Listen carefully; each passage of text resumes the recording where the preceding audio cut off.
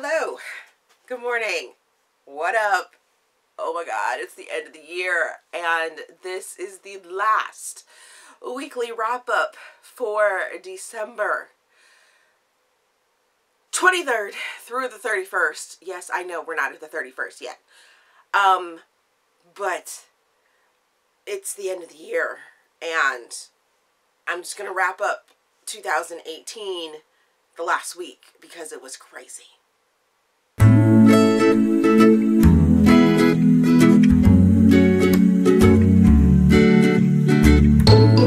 Oh my gosh, I can't believe this year is already over. I will do a complete stats video, which means the numbers will probably change because technically there are still 2 full days left in 2018 when I'm recording this video,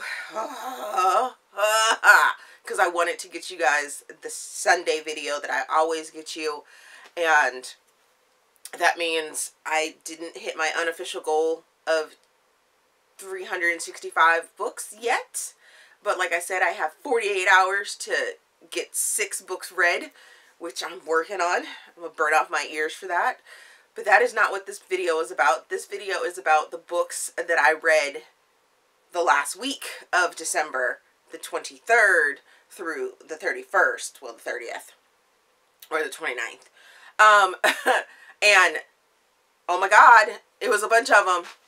14 of them, as a matter of fact. So, I'm going to be talking a lot, so I'm just going to jump into it. This is going to be a fairly lengthy video. Sorry. Just remember that the timestamps for different books are down in the description box, so if you don't want to listen to a certain book, feel free to skip around. Feel free to put me in your save for watch later playlist and then come back and hear about the books that you want to hear about, and you know, just however you do it, just watch, and you don't have to sit through the whole long mess all at one time. You can break it up. It's okay. It's all right. So I'm going to get into the books because then I want to show you guys what I'm currently reading to try and finish off that unofficial goal, as well as what I got, a couple Christmas gifts that I got. So enough of that. Get to the books, right? Alrighty, so the first book that I read last week was Kiss My Asteroid, which is Paranormal Dating Agency number 14 by Millie Tyndall. This is an erotic paranormal romance. I give it 4 stars. I listened to it on audiobook. And this book follows Ivy, who is a human, and Vander, who is an alien king. So, if you did not know, this Paranormal Dating Agency series revolves around a paranormal dating woman named Jerry. She goes to different planets and does matchmaking here on Earth with shifters of all sorts, and it's always sexy, always fun. I'm back into the series because more were released in the romance package. That's what it was. Because last week I read one that got me back into the series, and I was like, I don't know if I wanted to, but getting off the point, got to bring it back. Okay, bring it back. So this one was fun, it was sassy, it was sexy, it was everything that I enjoyed about Millie Tyndall's series in the first place. So I'm really happy that I've read this one, and this is the last one that was available to me, I believe. Yes, because now I have read all the ones in the romance package, but I will be keeping an eye on it because I believe there are quite a few more that still need to be released. So maybe she'll release them down the road. We'll see, fingers crossed. The next book that I read was Real Good Man, which is part of the Real Duet number 1 by Meghan March. I place this in contemporary. I give this book 4 to 4.5 stars. I listened to it on audiobook, and this book follows Banner and Logan. And I enjoyed this book, and I've read so many books this week, and I can't remember. Banner, and Logan.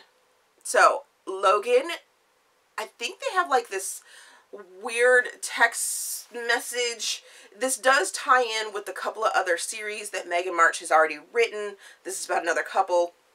So, Banner is this sort of rich girl that has parents that don't necessarily want to deal with her, but she's trying to do everything to stay in their good graces, but then she gets fed up, and Logan, they had texted against each other, and she was this party girl. She would sleep with anything she wanted to, and then she ends up just throwing it all away and moving to the small town that Logan is, you know, from, and sort of gives him crap about being from small town, and they have some drama that goes on there.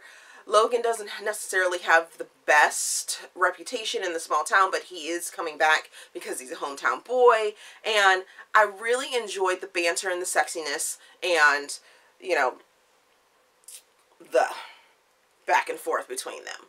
Blech. Now I remember. The next book I read was 30 Day Boyfriend by Whitney G. I place this in rom-com. This is a black author. So it adds to the list that you guys have already seen in the roundup wrap-up. So I think that puts me at like 36 or 37 black authors that I read this year. Or books written by black authors. Because I think there's a couple of duplicate authors. Or the same author wrote different books on that list. And I give this book 4 stars. I've listened to it on audiobook, and this book follows Emily and Nicholas. Nicholas is like the Wolf of Wall Street, and Emily is his assistant, his like straight up assistant.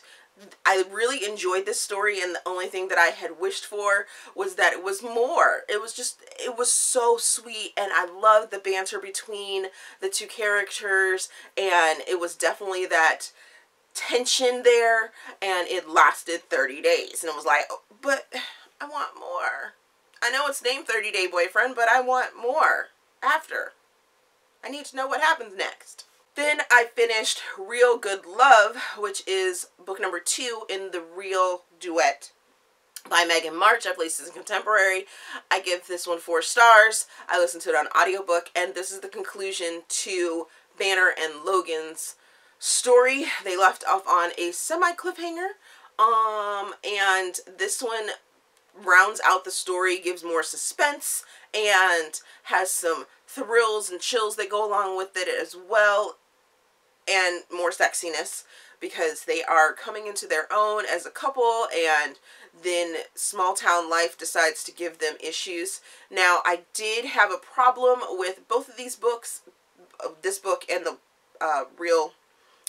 book number 1, because in book number 1 I received an epilogue, so I had already known what was the ending, what was going to happen. In book number 2, I was like, but I was a little mad about that. So I just needed to know how it all played out, and I was just like, okay, I guess I now know how it all rolled out, how all that stuff happened. But I just kind of wish I had turned it off at the end of the story and been like, okay, I'm not going to listen to the epilogue, because the epilogue spoiled that shit. Spoiled it. Just spoiled it. I was so mad. So mad.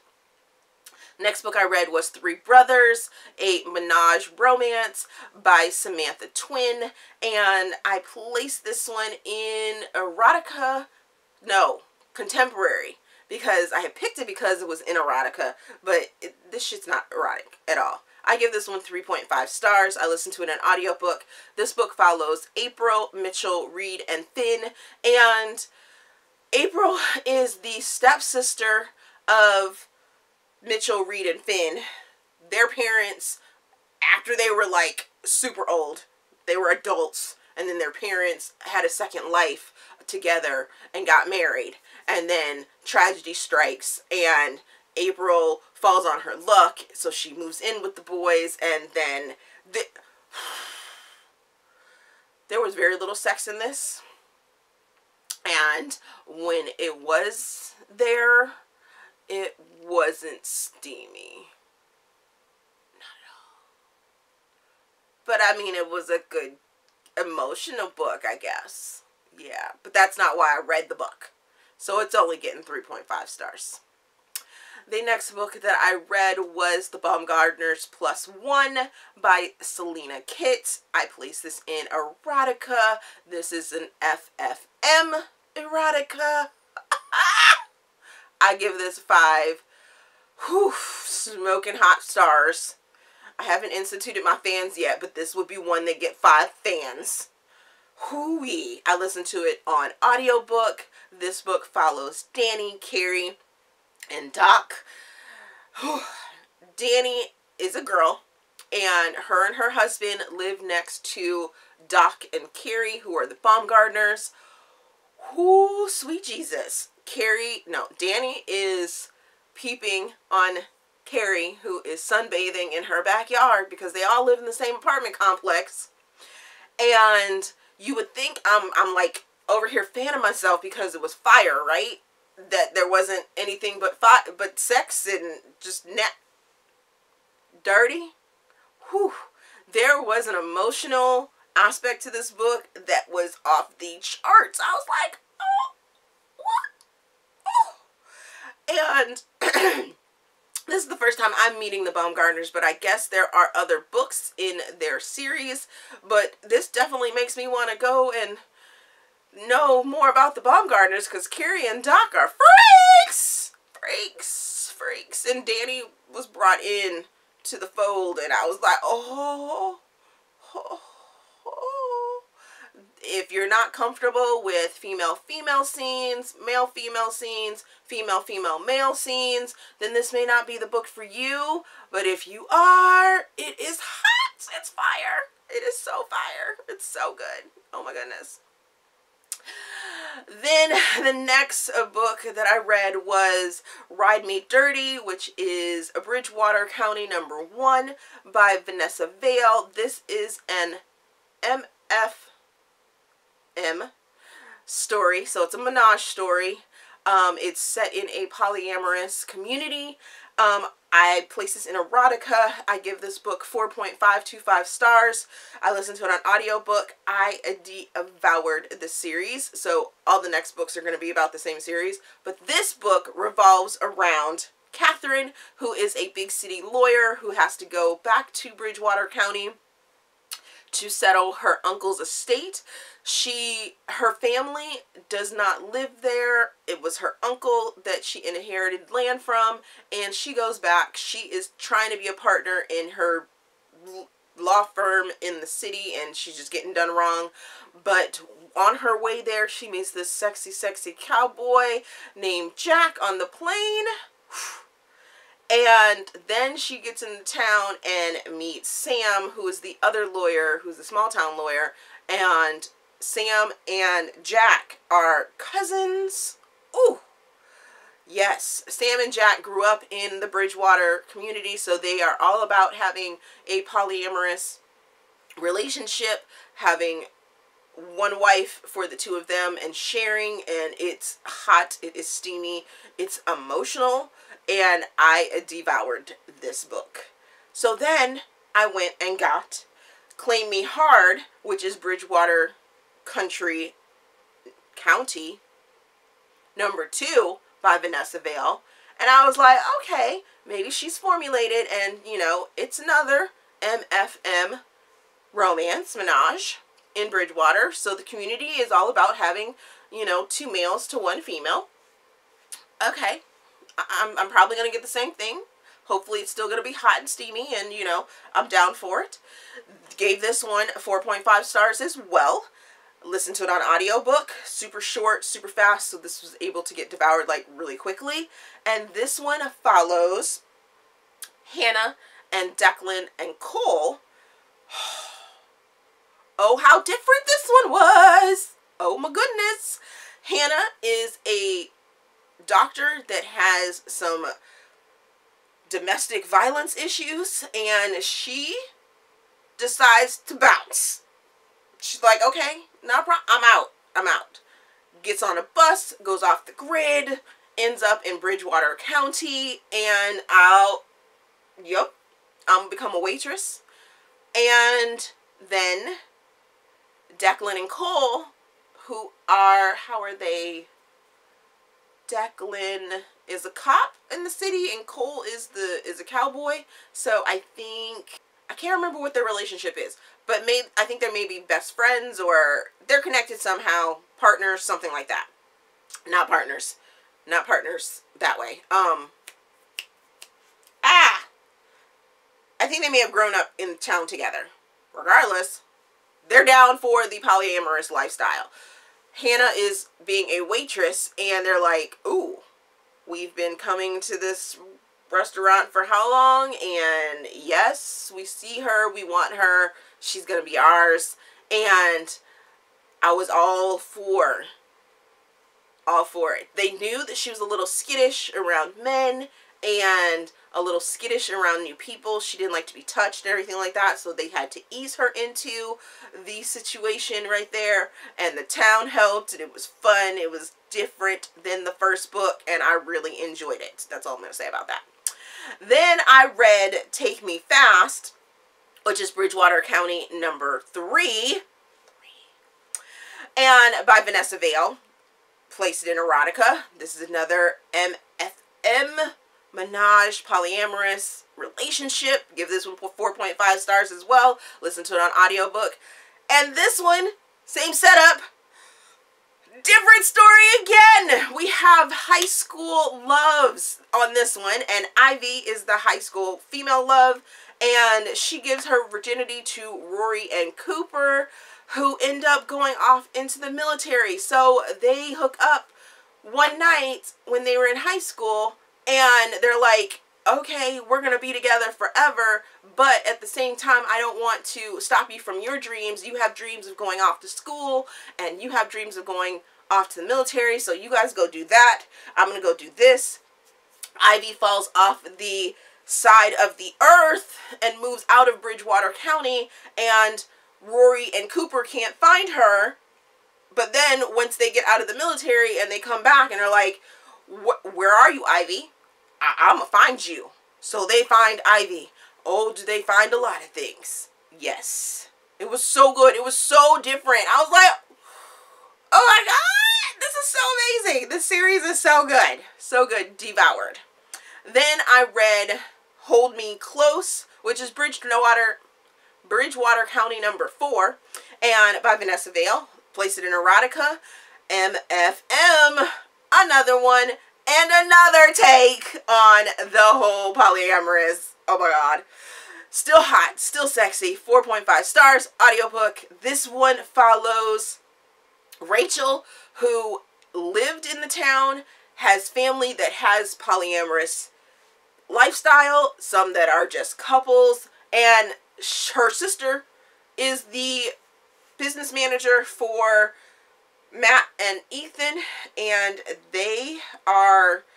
Matt was an ex-baseball player who's trying to get back into the major leagues by coaching after he had an injury, and Ethan is a rancher, but they run a resort together for small town Montana, and people like to come and vacation there, you know, get in the wilderness and stuff like that. Well, Rachel's sister is pregnant, so she's going on maternity leave, so Rachel decides to take up the job in the office. Well, one night when Rachel and her sister are at the rodeo, Rachel goes down to meet Matt and Ethan, looking all hot and sexy, riding bulls and things like that, and Matt goes all asshole on her and is like, you need to leave because these buckle bunnies, you don't equal up and things like that. You're too worthy, or you're not worthy, and just asshole. And puts his foot in his mouth is just pretty much what it comes down to.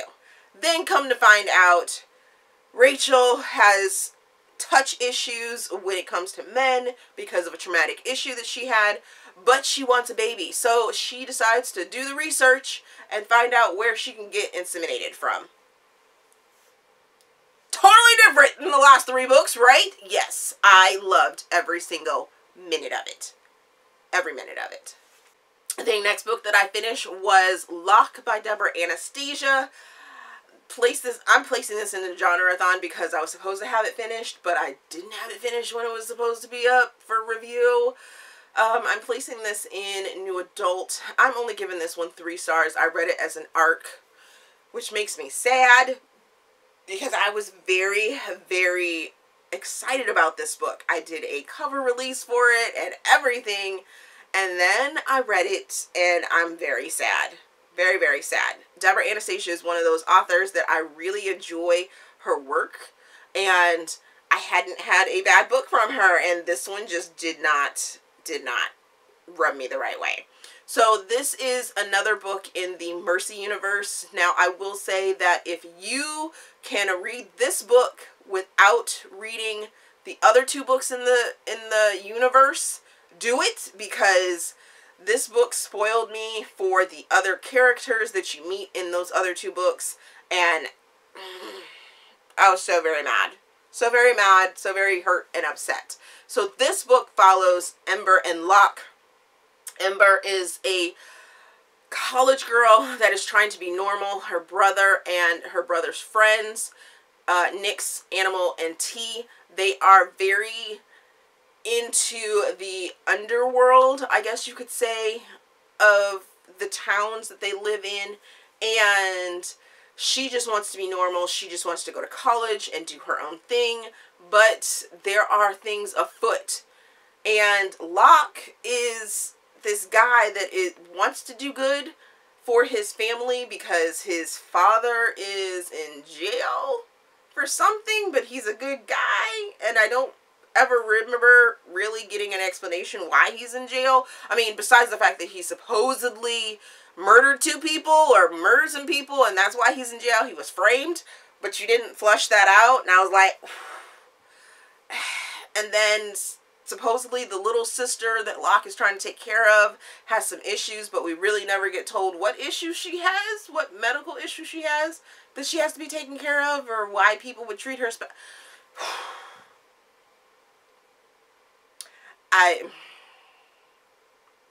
there was just so much.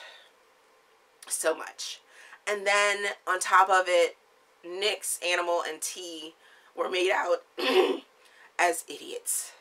I was like, these aren't the characters that I love, because I love them in their own books. Like, adore them in their own books. But this one, I'm like, they're made out to be idiots. There's no, why? How would that?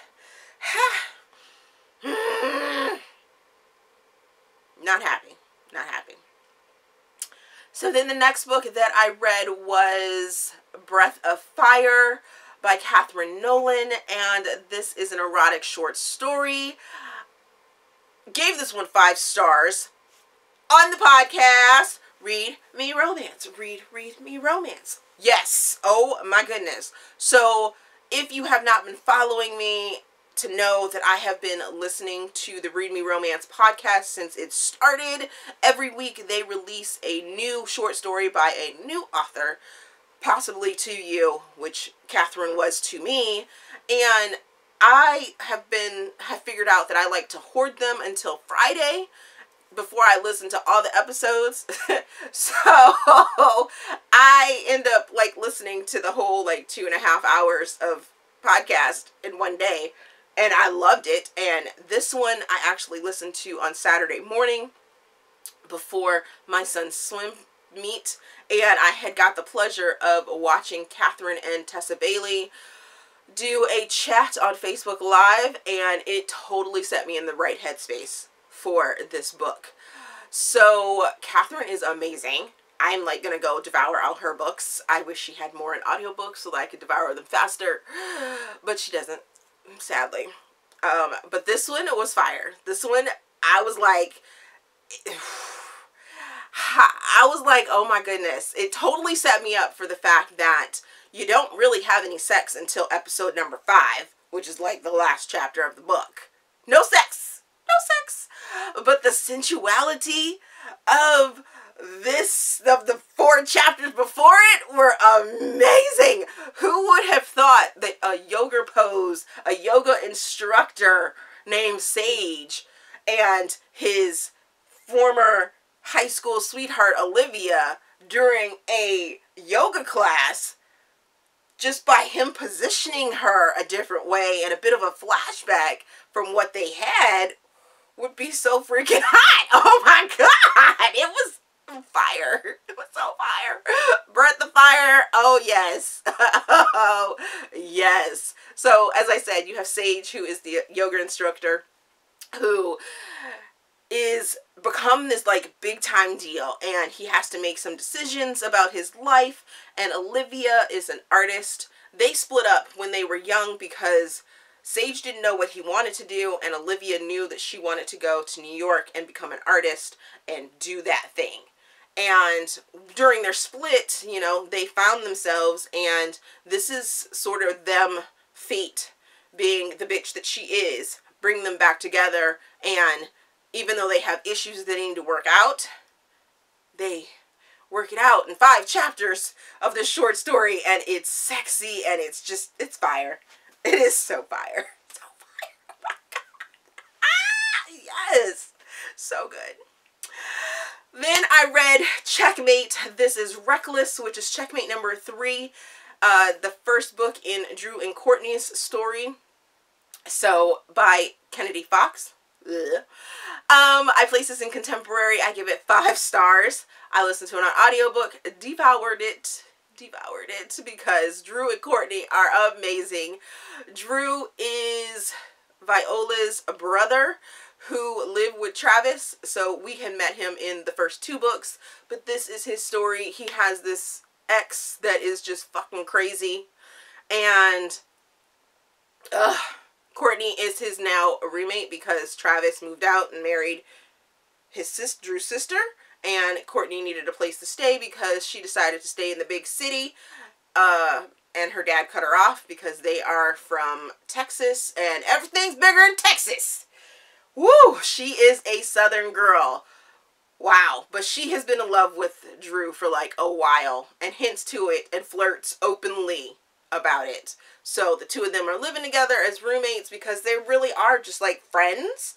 And they don't have any hate there, but they're friends, and then they turn to be lovers, and it's just crazy. Then you have this crazy ex, and leaves you off on another cliffhanger. Not the cliffhanger I thought it was going to leave us. What the fuck? Not the cliffhanger I thought I was going to get, but I got a cliffhanger. And then I read Checkmate. This is Effortless, which is Checkmate number 4. And this is the conclusion of Drew and Courtney's story by Kennedy Fox. Give this one 5 stars as well. Listen to it on audiobook. And I don't want to give any spoilers, but oh my goodness, people had died. People just are crazy. And a couple times I wanted to like shake Drew and be like, Drew, what are you doing? What are you doing? And Courtney was just all sorts of Southern sassy. I loved it. Loved it. And this one didn't end the way I thought it was going to end either. It definitely gave some setup for the 3rd duet in this series. And I hope there's going to be a 4th. It gave a little more suspense in this duet than the first duet. This one definitely, because Drew is a cop, it gave some suspense to it. And some thrills and chills and some edge of your seat. Like, is what's gonna happen? And I'm just real excited about this pairing, and I'm excited about the next pairing as well, but I didn't get to those books. So those are the books that I read the last week. I crammed. That was 14 of them. 14 books. 14. Wow. So what I am currently reading, I am currently reading Promises, which is Web of Sin number 3 by Aleatha Roman. This is the conclusion to Arania and Sterling's story, and wow, I'm only like 4% in, and I'm like, what is going on? What is going on? I don't know. Oh my God. But thanks to the government being closed and people not being able to fund the United States government, I'm not going to get into it. I'll get to sit at home and read. So, yeah. Then the next book that I am also reading, that was an ARC, by the way, just so you know. So it is an ebook form, so I'll be reading that one. The next one is an arc as well, and it is called The Secrets to Dating Your Best Friend's Sister by Meghan Quinn. And I'm cracking it open. I'm going to get it done. I have a feeling I don't recognize the names that are being used. Bram, I don't think I've been introduced to him. So I'm thinking this may be a very new series, a very new book. Definitely a standalone that I've never met this character, but we will see. We will see. And I am also reading The Water Cure by Sophie Mackintosh. And this I got from NetGalley as an arc as well. This is supposed to be a psychological thriller about a father and his daughters, or the daughters, or I don't know. It's supposed to be women's lit. So we will see. We will see about this one. I want to say I picked this like a while ago. To arc because the cover looked really interesting, and as you can see it is very interesting. So we will see. We'll see. So those are the books that I'm currently reading, what I've read. Got all that out. Let's get to what I got for Christmas. Two things that I got for Christmas. I got a whole bunch of t-shirts that I was gonna show you, but now I'm not gonna show you because I'm just gonna point out through January what the new shirts look like, which ones are new and things like that. They're pretty awesome. T-Turtle, love them. My husband also came through and got me a Sydney Bristow. Look at that. Yes, it's the blonde one from Alias. I absolutely love this show. I have it on all the DVDs and I love it. And there are actually 3 other ones that I'm going to be trying to get as well. So I'm super excited about that. But she's going to go up there with the rest of the pops. But I'm excited to have her. My husband also got me Aladdin. He got me the genie with a lamp. Yes. Super excited about that. I'm still on the fence if I want to get Prince Ali and Jasmine, but we will see. We will see. With the new version coming out, I'm excited about it. But I've always loved the genie. Like, always loved the genie. Because Robin Williams was amazing when he was the genie. I don't know how Will Smith is going to fill those shoes. We will see. But, yeah. Robin Williams was the genie. And then finally, I got book mail. I'm not sure if you guys remembered, but I said that I was going to get a copy of The Secrets of Spring by Tracy Justice and Julie Saldana, which is book number 3 in the Seasons of Jefferson series. And I did, hopefully. So now I have the old covers, and I also have a copy of the new covers as well. So, real excited about that, but this arrived. And, of course, it's personalized. Holy crap! They, like, sent me a huge message, so I'll be reading that later. But that's it. That was as quick as I could get it. Yep.